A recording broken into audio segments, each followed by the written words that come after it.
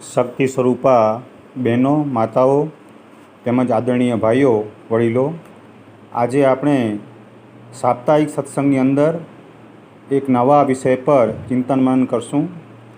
ગાયત્રી અને યજ્ઞને ભારતીય સંસ્કૃતિના માતા પિતા કહેવામાં આવેલા છે. તો ગાયત્રી અને યજ્ઞનો સંબંધ શું છે એ વિષય ઉપર ચિંતન મનન કરશું. યજ્ઞ ભારતીય ધર્મનું મૂળ છે. આત્મ સાક્ષાત્કાર, સ્વર્ગ, સુખ, ધન મુક્તિ, મન શુદ્ધિ, પાપ પ્રાયશ્ચિત, આત્મબળમાં વધારો અને રિદ્ધિ સિદ્ધિનું કેન્દ્ર પણ યજ્ઞ જ છે. યજ્ઞોથી મનુષ્યને અનેક આધ્યાત્મિક અને ભૌતિક લાભ પ્રાપ્ત થાય છે. વેદ મંત્રોની સાથે સાથે શાસ્ત્રોક્ત સંહિતા સામગ્રીઓથી વિધિસર હવન કરવામાં આવે છે અને તેથી એક દિવ્ય વાતાવરણની ઉત્પત્તિ થાય છે. એ વાતાવરણમાં બેસવા માત્રથી બીમાર મનુષ્ય તંદુરસ્ત થઈ શકે છે. ચરક ઋષિએ લખ્યું છે કે આરોગ્ય મેળવવાની ઈચ્છાવાળાઓએ વિધિસર હવન કરવો જોઈએ. બુદ્ધિ શુદ્ધ કરવાની અપાર શક્તિ યજ્ઞમાં છે. જેનું મગજ નબળું છે અથવા બુદ્ધિ ખરાબ છે તે જો યજ્ઞ કરે તો તેની અનેક માનસિક દુર્બળતાઓ તુરત જ દૂર થઈ શકે છે.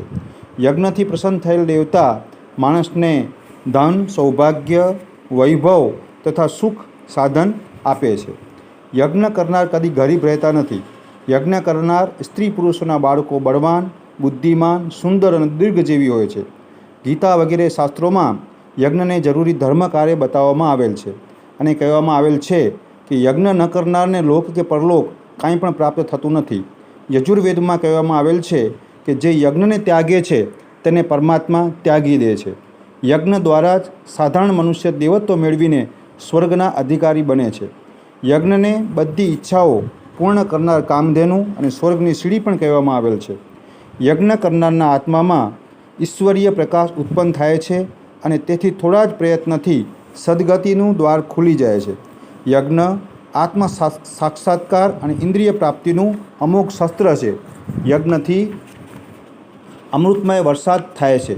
તેથી અન્ન, પશુ, વનસ્પતિ, દૂધ, ખનિજ પદાર્થ વગેરેની ખૂબ જ પ્રમાણમાં ઉત્પત્તિ થાય છે અને પ્રાણીઓનું પાલન થાય છે.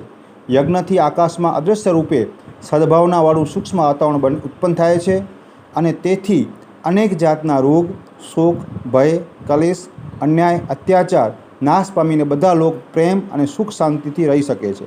પ્રાચીન કાળમાં ઋષિઓ યજ્ઞના આ લાભોને સારી રીતે સમજતા હતા. તેથી તેઓ દરેક લોક કલ્યાણ માટે અગત્યનું કાર્ય સમજીને પોતાના જીવનનો ત્રીજો ભાગ યજ્ઞ આયોજનમાં જ લગાવતા હતા. ખુદ પોતે યજ્ઞ કરવો અને બીજા પાસે યજ્ઞ કરાવવો એ તેમનું મુખ્ય કાર્ય હતું. જ્યારે ઘર ઘરમાં યજ્ઞની પ્રતિષ્ઠા હતી ત્યારે આ ભારત ભૂમિ સ્વર્ગના સુખ સામર્થ્યોથી ભરપૂર હતી. આજે યજ્ઞને છોડી દેવાથી જ આપણી દુર્ગતિ થઈ રહી છે. યજ્ઞ ભારતીય સંસ્કૃતિનું આદિ પ્રતીક છે. આપણા ધર્મમાં યજ્ઞને જેટલી મહાનતા આપવામાં આવી છે તેટલી બીજા કોઈને આપવામાં આવી નથી. આપણું કોઈ પણ સારું ખરાબ ધર્મ કાર્ય યજ્ઞ વિના પૂર્ણ થતું નથી. જન્મથી લઈને અંત્યેષ્ટિ સુધીના 16 સંસ્કાર હોય છે તેમાં યજ્ઞ જરૂરી છે.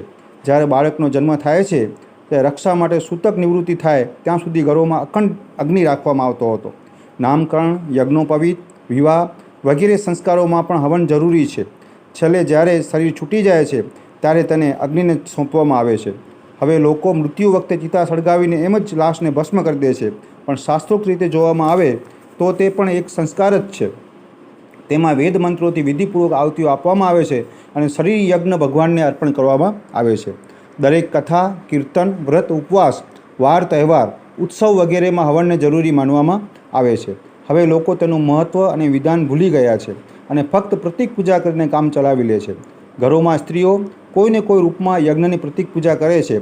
તે તહેવારો અને પર્વો પર અગ્નિને જમાડવાનું કાર્ય કોઈને કોઈ રૂપમાં કરતી રહે છે.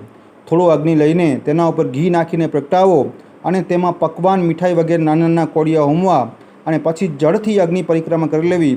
આ વિધિ આપણે દરેક ઘરમાં વાર તહેવારમાં થતી જોઈએ છીએ. પિતૃશ્રાદ્ધ જે દિવસે હશે તે દિવસે બ્રાહ્મણ ભોજનથી પણ પહેલાં એ રીતે અગ્નિ ભોજન જરૂર કરાવશે. કારણ એ સ્થિર માન્યતા છે કે અગ્નિના મુખમાં આપેલી આહુતિ દેવતાઓ અને પિતૃઓને જરૂર પહોંચે છે. વિશેષ અવસરે તો હવન કરવો જ પડે છે. રોજ ચૂલો, ચક્કી અને સંજવાળી કાઢવી વગેરેમાં થનારી જીવ હિંસાના પાપ નિવારણ માટે રોજ પંચયજ્ઞ કરવાનું વિધાન છે. એ પાંચેમાં બલિવૈશ્વ પણ છે. બલિવૈશ્વ અગ્નિમાં આહુતિ આપવાનીથી થાય છે. આ રીતે શાસ્ત્રોની આજ્ઞા અનુસાર તો રોજ હવન કરવો આપણા માટે જરૂરી છે. તહેવારોમાં દરેક તહેવારે હવન કરવો જરૂરી છે. હોળી એક યજ્ઞનો જ તહેવાર છે. આજકાલ લોકો છાણા લાકડા સળગાવીને હોળી મનાવે છે. શાસ્ત્રોમાં જોવામાં આવે તો લોકો યજ્ઞની જરૂરિયાતને વિધિને ભૂલી જઈ ફક્ત બળતણ બાળીને એ પ્રાચીન પ્રથાની પૂર્તિ કરવાનું માની લે છે. તેવી જ રીતે બળેવ, દશેરા, દિવાળી વગેરે તહેવારો પર કોઈને કોઈ રૂપમાં હવન જરૂર થાય છે. નવરાત્રિમાં સ્ત્રીઓ દેવી પૂજા કરે છે ત્યારે અગ્નિમાં દેવીના નિમિત્તે ઘી, ખીર વગેરે સામગ્રીઓ હોમે છે. સત્યનારાયણ વ્રતકથા, રામાયણ પારાયણ, ગીતા પાઠ, ભાગવત સપ્તાહ વગેરે કોઈ પણ શુભ કાર્ય કેમ ન હોય તેમાં હવન જરૂર રહેશે.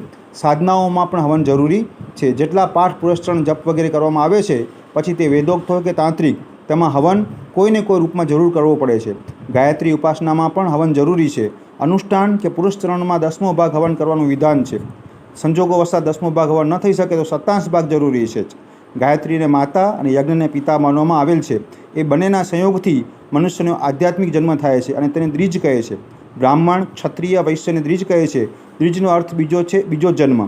જેમાં આપણા શરીરને જન્મ આપનાર માતા પિતાની સેવા પૂજા કરવી માણસનું નિત્ય કર્મ છે, તેવી જ રીતે ગાયત્રી માતા અને યજ્ઞ પિતાની પૂજા પણ દરેક દ્વિજનું જરૂરી ધર્મ કાર્ય છે. હોતા હૈ સારે વિશ્વ કા कल्याण यज्ञ से, जल्दी प्रसन्न होते हैं भगवान यज्ञ से, जल्दी प्रसन्न होते हैं भगवान यज्ञ से. अस्तु. जय गुरुदेव.